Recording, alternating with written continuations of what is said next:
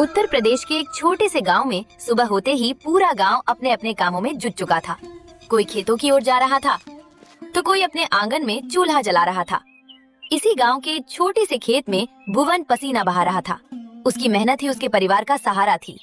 उधर उसकी पत्नी कमला टूटी फूटी झोपड़ी के अंदर चूल्हा फूंक रही थी। पास ही एक टूटी चारपाई पर उनकी होनहार बेटी राधा अपनी पुरानी किताबों में खोई हुई थी। लेकिन राधा की आंखों में एक अलग ही चमक थी। उसके सपने इस छोटी सी झोपड़ी से कहीं बड़े थे।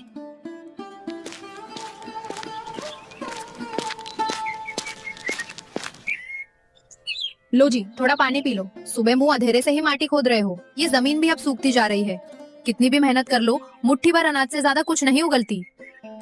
जमीन का क्या दोष कमला, दोष तो हमारी किस्मत का है। खाद पानी के लिए सेठों से कर्जा लेना पड़ता है और जो बचता है वो ब्याज में चला जाता है। पर तू चिंता मत कर, मेरी नजर तो अपनी उस बेटी पर है। रात भर मिट्टी के तेल की ढिबरी जलाकर पढ़ती रही है और सुबह होते ही फिर किताबों में डूब गई। वो कोई साधारण लड़की नहीं है जी। कल ही मास्टर जी घर आए थे, कह रहे थे कि हमारी राधा ने पूरे जिले के कॉलेज में सबसे ज्यादा नंबर लाकर टॉप किया है। बड़े बड़े सेठों के बच्चे पीछे रह गए और हमारी झोपड़ी की फूल जैसी बच्ची ने सबका नाम रोशन कर दिया। यही तो डर है कमला, हमारी बेटी के पंख बहुत बड़े हैं लेकिन हमारा आसमान बहुत छोटा है। मुझे डर लगता है कि कहीं मेरी ये गरीबी मेरी बच्ची के सपनों को पिंजरे में ना कैद कर दे।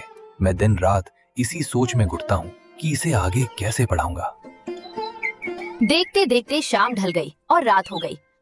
झोपड़ी के भीतर लालटेन की पीली मंद रोशनी में तीनों जमीन पर बैठकर रूखी सूखी रोटियां खा रहे थे।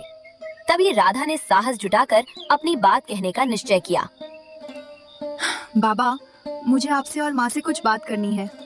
मैंने बहुत सोच समझकर एक फैसला लिया है। मैं आगे की पढ़ाई के लिए गांव में नहीं रुकना चाहती।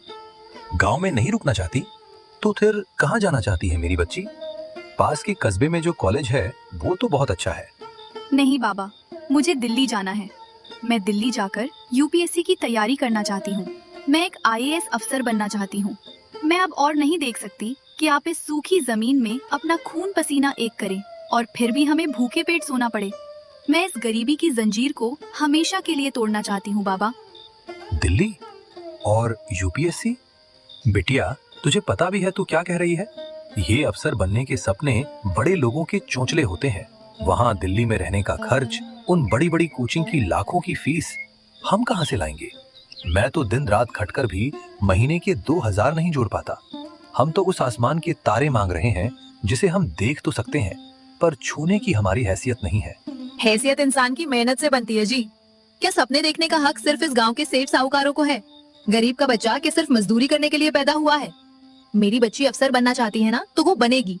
हम आधी रोटी खा लेंगे, मैं गांव के 4 घरों में और बर्तन मांज लूंगी, तुम 2 खेतों में और पसीना बहा लेना, लेकिन हम अपनी बेटी के सपनों का गला नहीं घोटेंगे। तुम कल ही पैसों का इंतजाम करो, चाहे जैसे भी हो। चलो ठीक है, अगर हमारी बिटिया का सपना है तो मैं उसे टूटने नहीं दूंगा।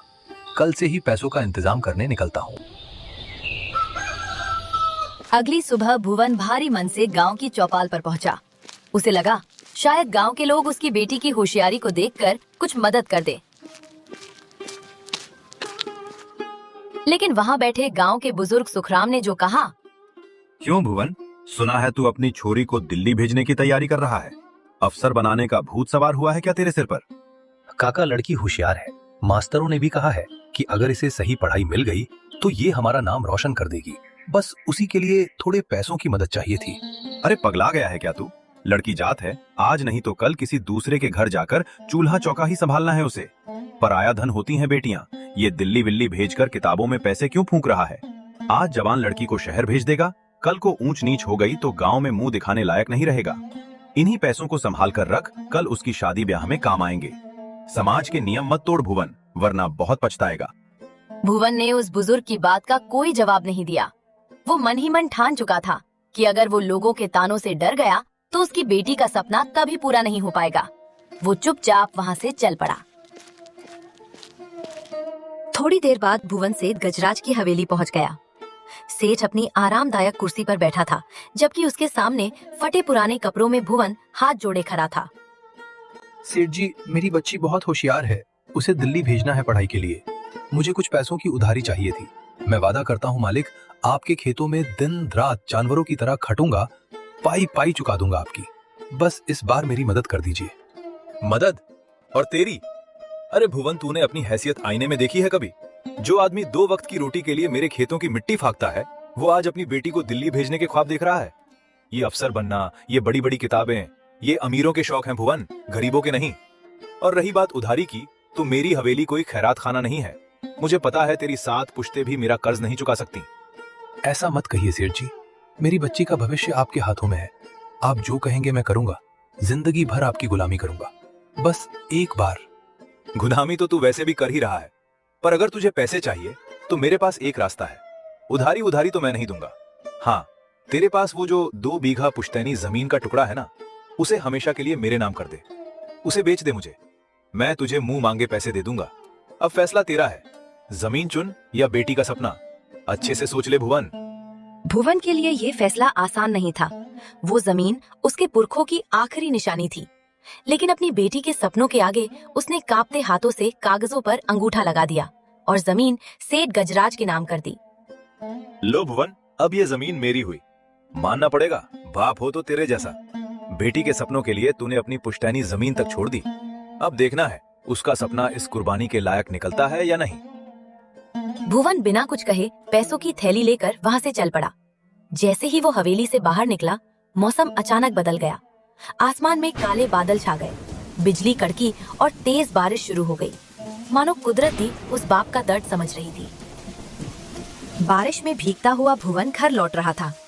रास्ते में चाय की टपरी पर कुछ लोग बैठे थे। सेठ की हवेली की बात गांव में आग की तरह फैल चुकी थी। भुवन को देखते ही टपरी पर बैठे लोग फुसफुसाने लगे। लो भाई, जरा रास्ता छोड़ो सब लोग, आ गए हमारे गांव के होने वाले कलेक्टर साहब के पिताजी। अरे भुवन भाई, सुना है तुमने एक लड़की के शौक पूरे करने के लिए अपनी खानदानी जमीन ही दांव पर लगा दी। अरे मूर्ख है ये। शहर की हवा लगेगी ना जब उस लड़की को, तो ना वो पढ़ाई की रहेगी और ना इस गांव की। अपना घर फूंक कर तमाशा देख रहा है ये। कुछ दिनों में कटोरा लेकर इसी सड़क पर भीख मांगता नजर आएगा, देख लेना तुम लोग। भुवन के कदम वहीं ठिठक गए। अंदर से उसका खून खौल रहा था, लेकिन एक गरीब का गुस्सा उसके आंसुओं में ही बह जाता है। बिना किसी से एक भी शब्द कहे चुपचाप भारी कदमों से अपने घर की ओर बढ़ गया। अगली सुबह गांव के कच्चे बस स्टैंड पर भुवन और राधा खड़े थे। राधा के हाथ में एक छोटा सा लोहे का बक्सा था और आंखों में दिल्ली जाने का सपना। लेकिन भुवन ने अपनी जमीन बिकने की बात अब तक उससे छुपा कर रखी थी। बाबा, आपने मेरे लिए इतने पैसे कहाँ से लाए? और ये आपकी कमीज भी फट गई है। सच सच बताइए, कहीं आपने मेरे लिए कोई बड़ी परेशानी तो नहीं मोल ले ली? अरे पगली, तू मेरी चिंता छोड़। पास के गांव में मेरा एक पुराना दोस्त है, उसी से थोड़े पैसे उधार लिए हैं। तू बस पढ़ाई पर ध्यान दे। मुझे बस इतना देखना है कि तेरे सपने कभी छोटे ना पड़े। मैं वादा करती हूँ बाबा, आपकी मेहनत कभी बेकार नहीं जाने दूंगी। एक दिन ऐसा जरूर आएगा जब आपको मुझ पर गर्व होगा। मुझे तो आज भी तुझ पर गर्व है बिटिया। बस मेहनत करना और कभी हार मत मानना। तभी बस आकर रुकी। राधा ने अपने माँ बाप को आखिरी बार देखा और बस में चढ़ गई। बस धूल उड़ाती हुई शहर की तरफ निकल गई। भुवन तब तक उस बस को देखता रहा जब तक वो उसकी आंखों से ओझल नहीं हो गई। दिल्ली में राधा की पढ़ाई शुरू हो चुकी थी। इधर गांव में अपनी बेटी का खर्च उठाने के लिए कमला ने अमीर घरों में जूठे बर्तन मांजने शुरू कर दिए थे। तभी मालकिन गुस्से में वहां आई। अरे कमला, ये थाली ठीक से साफ क्यों नहीं की? कहाँ खोई हुई है तू? सुना है तेरी बेटी दिल्ली जाकर अफसर बनने का सपना देख रही है। तुम गरीब लोगों को भी ना अपनी औकात से बड़े सपने देखने की आदत पड़ गई है। माफ करना ना मालकिन, अभी दोबारा साफ कर देती हूँ। और रही मेरी बेटी की बात, तो हाँ, वो अपने सपने पूरे करने गई है। सपने? अरे कमला, सपने देखने और पूरे करने में बहुत फर्क होता है। तेरे आदमी ने तो अपनी जमीन तक बेच दी। अब क्या बर्तन मांजकर बेटी को कलेक्टर बनाएगी? शहर की हवा लगते ही लड़कियां सब भूल जाती हैं। 2 दिन में वो भी शहर के धक्के खाकर अपने टूटे हुए घमंड के साथ लौट आएगी। तब इसी चौखट पर नाक रगड़ेगी। बेटी के सपनों के लिए हम कुछ भी कर सकते हैं मालकिन। जमीन तो फिर खरीदी जा सकती है, लेकिन बेटी के टूटे हुए सपने दोबारा नहीं जुड़ते। मेरी बेटी शहर की हवा खाने नहीं गई है मालकिन, वो इस चौखट की और हमारी किस्मत बदलने गई है। आप बस मेरा काम देखिए, एक मजबूर माँ की गरीबी का मजाक मत उड़ाइए। समय सबका बदलता है। दिल्ली के एक सीलन भरे कमरे में राधा पढ़ाई कर रही थी। तभी गांव से उसके माँ का फोन आता है।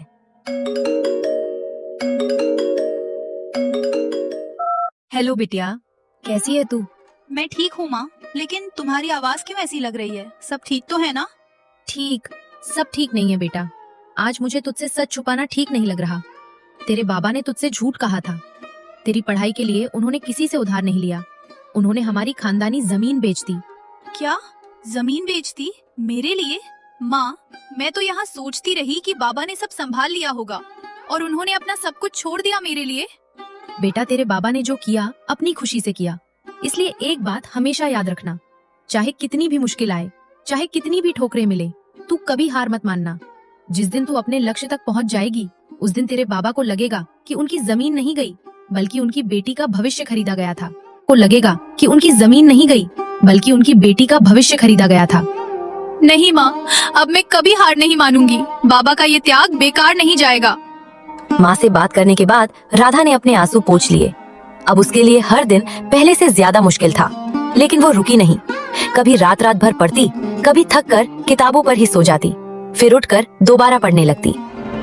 पूरे 1 साल बाद भगवान, आज मेरी लाज रख लेना। बाबा के पसीने और माँ के उन बिके हुए गहनों की लाज रख लेना। बस एक बार मेरा नाम इस लिस्ट में आ जाए, ताकि मेरे बाबा को उस सेठ की गालियाँ न सुननी पड़े। आज राधा का रिजल्ट आने वाला था। राधा कांपती उंगलियों से अपना रोल नंबर टाइप करती है। अगले ही पल स्क्रीन पर रिजल्ट देखकर उसके पैरों तले जमीन खिसक जाती है। वो परीक्षा में असफल हो चुकी थी। नहीं, 0 4 5 यही तो रोल नंबर है। मेरा नाम क्यों नहीं है? मैं फेल कैसे हो सकती हूँ? मैंने तो दिन रात मेहनत की थी। आखिर मुझसे कहाँ कमी रह गई भगवान? रिजल्ट की सच्चाई स्वीकार करना राधा के लिए नामुमकिन था। उसकी आंखों से आंसू बहने लगे और वो टूटकर जमीन पर बैठ गई। मैं हार गई, सब खत्म हो गया। बाबा की जमीन चली गई। मैं उनके भरोसे के लायक भी नहीं निकली। किस मुंह से उनके सामने जाऊंगी? मैंने सब बर्बाद कर दिया बाबा। दूसरी तरफ गांव में राधा के फेल होने की खबर जंगल की आग की तरह फैल गई। आज चौराहे पर सेठ गजराज भुवन को सरेआम अपमानित कर रहा था और पूरा गांव तमाशा देख रहा था। क्यों बे भुवन, क्या हुआ तेरे उस कलेक्टर बनने के सपने का? शहर की हवा लग गई ना छोरी को? मैंने तो तुझे हवेली में ही समझाया था कि ये आसमान में उड़ने के ख्वाब मत देख। पंख ऐसे जलेंगे कि राख भी नहीं मिलेगी। बेच दी ना अपनी पुश्तैनी जमीन एक झूठे सपने के लिए। हमने तो पहले ही कहा था सेठ जी, इन झोपड़ियों में अफसर नहीं पलते। अपना घर फूंक लिया इस मूर्ख ने और अब पूरे चौराहे पर तमाशा बन गया है। कौवे कभी हंस की चाल नहीं चल सकते भुवन। तेरी औकात मेरे खेतों की मिट्टी में लौटने की थी और तू वहीं औंधे मुंह आ गिरा। अब तू जिंदगी भर मेरी गुलामी करेगा और तेरा वो कर्ज तेरी आने वाली पुश्तें भी चुकाएंगी। भुवन चुपचाप सब सुनता रहा। उसकी आंखों से आंसू बह रहे थे, लेकिन उसने किसी को कोई जवाब नहीं दिया। उधर दिल्ली में राधा ने हार मानकर अपना सूटकेस पैक कर लिया था। तभी उसका फोन बजता है। मुझे माफ कर दीजिए बाबा, मैं हार गई। मैं बुरी तरह फेल हो गई बाबा। मेरी वजह से आपकी जमीन चली गई। आपका सालों का कमाया हुआ सम्मान मिट्टी में मिल गया। मैं किसी को मुंह दिखाने लायक नहीं रही। मुझे पता है बिटिया, रमेश ने बताया मुझे। तू शांत हो जा मेरी बच्ची। मैंने अपना सारा सामान बांध लिया है बाबा। मैं वापस आ रही हूँ। मुझसे अब ये बोझ नहीं उठाया जाएगा। गांव वाले सही कहते थे बाबा, मैं किसी लायक नहीं हूँ। मैं आपके त्याग के बोझ तले दब गई हूँ। ये सूटकेस बांधने को किसने कहा तुझसे? जो जमीन मैंने बेची है वो सिर्फ मिट्टी का एक टुकड़ा था राधा। मैंने अपनी जमीन बेची है, अपना हौसला नहीं बेचा। क्या एक नाकामी के सामने तू इतनी जल्दी हार मान लेगी? पर बाबा, सेठ गजराज और वो पूरे गांव के जहरीले ताने आप कैसे सहेंगे? जब तक तू उस नीली बत्ती वाली गाड़ी में बैठकर इस गांव में नहीं आती, मैं उस सेठ के खेत में पसीना बहाता रहूंगा। मुझे अपनी इस मजदूरी पर शर्म नहीं, गुरूर है। तू एक बार फिर से उठ राधा, सूटकेस खोल और दिखा दे इस जालिम दुनिया को कि एक गरीब किसान की बेटी अगर जिद पर आ जाए तो क्या कर सकती है। बाबा के उन शब्दों ने राधा के अंदर एक नई आग पैदा कर दी। उसने अपना सूटकेस वापस खोल दिया, लेकिन अब पैसे पूरी तरह खत्म हो चुके थे। नहीं राधा, अब रोने का वक्त गया। बाबा सही कह रहे थे। मैंने सिर्फ एक परीक्षा हारी है, जिंदगी नहीं। अब पीछे मुड़ने का कोई रास्ता नहीं है। अब पूरी ताकत से लड़ना है और अपने सपने को सच करके दिखाना है। राधा वो सूखी रोटी एक प्लेट में रखती है और सिर्फ थोड़े से अचार के साथ उसे खाने बैठ जाती है।